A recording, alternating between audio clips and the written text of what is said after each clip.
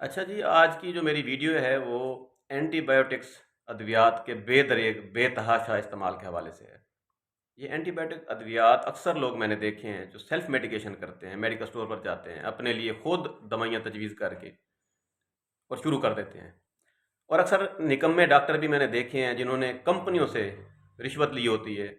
ان کو کمپنیوں کی طرف سے عمرے کی آفر ہوتی ہے، ان کو گاڑیاں ملتی ہیں، ان کو کوٹھیاں مل جاتی ہیں،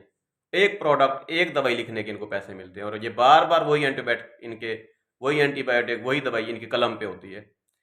تو کہنے کا مقصد یہ ہے کہ اینٹی بایوٹکس کا جو یہ بے دریغ بے تحاشا استعمال ہے یہ صحت کے لیے نقصان دہ ہے۔ اکثر میں نے دیکھا ہے کہ اینٹی بایوٹک کے زیادہ استعمال سے بینیفیشل بیکٹیریا جو جسم میں جو مفاد دینے والے بیکٹیریاز ہوتے ہیں وہ ختم ہو جاتے ہیں اور بیماری مزید بڑھتی ہے، اور امیون سسٹم جو ہے وہ کمزور پڑ جاتا ہے، قوت مدافعت کمزور پڑ جاتی ہے۔